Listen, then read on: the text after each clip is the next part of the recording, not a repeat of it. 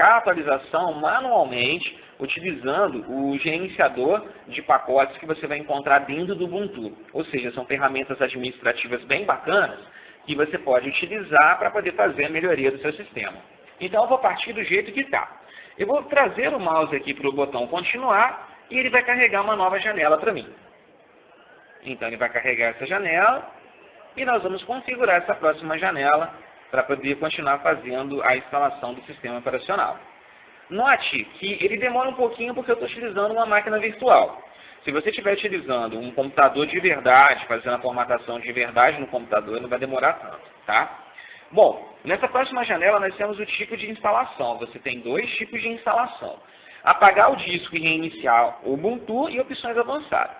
A primeira opção já te dá uma ideia prévia do que vai acontecer. Se você tiver um sistema operacional, ou melhor, se você escolher a primeira opção e já tiver um sistema operacional já instalado no seu computador, o que ele vai fazer? Ele vai deletar esse sistema operacional, ou seja, se você tiver música, foto, arquivo importante que você não fez a cópia de segurança, você vai perder esses arquivos e ele vai colocar o Ubuntu sobre esse sistema operacional, tá? Olha só, eu vou utilizar a opção avançada. A opção avançada, ela permite que você tenha mais ferramentas para você poder instalar o seu sistema operacional, tá? Isso acontece muito em relação à maioria dos usuários que vão trabalhar com o Linux. Geralmente ele também tem o Windows instalado aí no seu computador. Então nós podemos fazer um procedimento chamado Dual Boot. O que significa Dual Boot?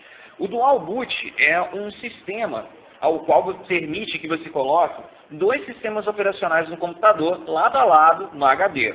Então você pode ter o Windows e Linux instalado, você pode ter duas distribuições de Linux, você inclusive pode ter duas versões do Windows, talvez um Windows 7 com o Windows XP, ou Windows XP com Ubuntu, Ubuntu com Conectiva, que é uma outra distribuição Linux, e por aí vai. Então, eu vou tirar essa janelinha daqui que abriu, eu vou utilizar a opção chamada opção avançada e vou clicar em continuar. Ele vai carregar uma nova janela para nós podermos trabalhar com a opção avançada. Essa opção avançada, ele vai preparar o seu HD para você instalar o sistema operacional da maneira que você quiser ou da melhor forma possível. Perceba que essa linha aqui, ó, laranja, onde está escrito /dev/sda, é o nosso HD. Ele não está preparado ainda para poder receber o sistema, então é necessário que a gente faça a preparação desse HD. Como fazer? É só clicar aqui, ó, nesse botão chamado Nova Tabela de Partição, tá? Então, eu vou clicar no botão, ele vai trazer uma janela me chamando a atenção, né, que eu selecionei o disco inteiro para poder criar aí uma nova tabela de partição. Eu vou clicar em continuar para poder trabalhar nesse disco. Ele vai atualizar a tela e vai trazer o HD para a gente. Ele vai liberar um espaço para poder fazer a instalação ou o particionamento do HD para uma instalação posterior de um sistema operacional. Então, eu vou selecionar esse espaço livre, ó. Perceba que ele muda a janelinha rapidamente aqui para mim. Eu tenho um HD virtual de 8,6 GB. Para o Ubuntu, dá para instalar tranquilamente. Então, o que eu vou fazer? Eu vou selecionar o espaço livre e vou clicar mais uma vez no botão Nova Tabela de Partição. Ele vai atualizar essa nova tabela para a gente. Opa, desculpa, acabei de falando errado. Mas não vamos clicar no botão Nova Tabela de Partição, e sim no botão Adicionar. Nesse botão aí, sim, ele vai abrir uma nova janela para a gente poder criar uma nova partição, que vai ser feita mais ou menos da seguinte maneira. Bom, primeiramente, toda vez que você for instalar um sistema operacional, nós vamos utilizar o tipo da partição como primária.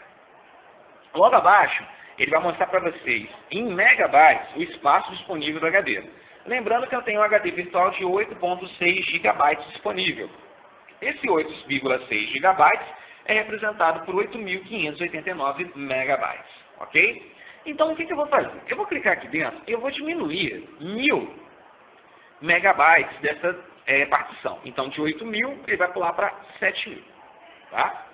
Eu vou deixar aqui marcado a localização da nova partição sempre no início. Por quê? Quando você marcar a partição, a instalação, se você deixar marcado início, ela vai começar no início da partição e vai até um determinado ponto que é necessário para a instalação dos programas. Se você deixar do final, ele vai fazer o serviço ao contrário. Ele vai começar a fazer a instalação de um ponto específico e preenchendo até o final da partição. Eu, sinceramente, acho isso muito desorganizado. Eu prefiro utilizar o início para não ter nenhum tipo de desorganização em relação ao particionamento do seu HD. Em usar como, nós vamos ter o sistema de arquivo, que é o sistema que vai ser utilizado para a instalação e a organização de todos os arquivos necessários para o seu sistema operacional funcionar. O sistema de arquivo que o Windows utiliza, por exemplo, é o NTFS, correto? Tanto é que as novas versões do Windows, logo após o Windows 8, já vai vir um novo sistema chamado RTFS, que já vai trabalhar de uma maneira melhorada que o NTFS. No caso do Linux, o nosso sistema de arquivo é o EXT, chamado de Extend. Esse EXT, ele é responsável pelo armazenamento e organização. Só que ele consegue fazer uma organização muito mais coerente do que a organização do NTFS do Windows. Então, o que ele vai fazer? Ele vai colocar o arquivo de uma maneira muito melhor alojada no HD e consegue fazer uma organização muito melhor nesse HD para essa instalação. Perceba que eu vou ter um menuzinho aqui. Se você tiver, por exemplo, o XT5, utilize o XT5 que ele vai ter um gerenciamento muito melhor que o XT4. No caso do Ubuntu, eu tenho o XT3 e o XT4. Então, já que o XT4 ele é mais evoluído que o XT3, eu vou utilizar o XT4. E o mais importante, geralmente a galera esquece muito desse ponto aqui, ó, o ponto de montagem. O ponto de montagem é um ponto de início que vai ser dado à inicialização, ou seja, o boot do seu sistema operacional. Esse ponto de montagem, é interessante que você coloque esse caractere aqui, ó, a barrinha. Ou seja, você está falando que o seu sistema operacional ele vai partir diretamente da raiz, ou seja, do C2 pontos, que por sua vez o C2 pontos é o nosso HD propriamente dito. Eu vou clicar em OK e nós vamos ver aqui uma atualização da janelinha do tipo de instalação aqui nesse espaço livre. Então ele vai carregar todas as informações que nós colocamos e perceba, olha só, mudou. Agora, eu tenho um HD utilizando o sistema de arquivo XT4 de 7.6 GB e eu tenho 1 GB de espaço livre. O que eu vou fazer com esse 1 GB de espaço livre? Eu vou mostrar para vocês como é que nós criamos uma memória virtual dentro do Ubuntu, que é muito bacana. A memória virtual é um espaço que você vai dedicar no HD para armazenar informações relativas à memória RAM do computador. Então, se você tiver algum aplicativo que aconteça um sistema chamado overflow, o que significa o overflow? É o estouro de memória. Você precisou de uma quantidade de memória para poder executar um determinado programa e o número de memória que você tem disponível não consegue atingir o número de memória necessário para a execução desse programa. Então, o que eu vou fazer? Ora bolas, o que eu vou fazer?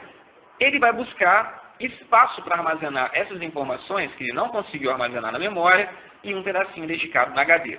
Aí você fala, meu Deus, é a solução de todo o planeta, é a solução do universo. Cuidado! Se você cria uma memória virtual, a memória virtual não é tão rápida como a memória RAM. Então você pode ter queda de desempenho. Então tem que tomar cuidado com relação à memória virtual. Você ganha de um lado, mas perde de outro. Então eu vou selecionar o espaço livre, vou clicar mais uma vez em adicionar. Não vou mudar nada, ok? Perceba que ele já muda automaticamente para a lógica, porque aquela partição primária é dedicada para o sistema operacional. Eu só vou mudar aqui, ó, usar como. Eu vou mudar o Extend 4 e vou selecionar essa opção aqui, ó. Vamos localizar, vamos lá, área de troca, entre parênteses, swap. Swap é o nome da memória virtual do Linux. Então, toda vez que você cria uma configuração de Linux Swap, significa que é uma memória virtual que vai dar esse gás que eu falei para vocês. Então, é só clicar no botão OK, ele vai fazer uma nova atualização da janela, e ele vai mostrar para mim aqui, ó, Linux Swap, como eu acabei de falar, de 1 GB de espaço de HD. Bom, se está tudo pronto, se você tem certeza do que você vai fazer, você pode clicar no botão Instalar agora. Agora, se você fez alguma coisa errada, você pode clicar no botão Apagar, que ele vai corrigir, ele vai apagar o que você fez de configuração naquele espaço de partição E assim você pode fazer a sua configuração novamente. Então vamos clicar em instalar agora, para começar a instalação aqui do nosso sistema operacional.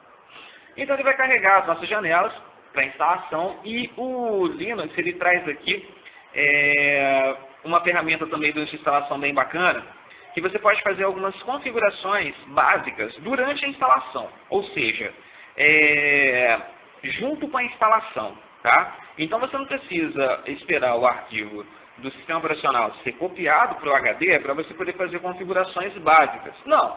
Enquanto ele copia os arquivos, como você pode ver aqui embaixo, ó, ele está carregando, ó.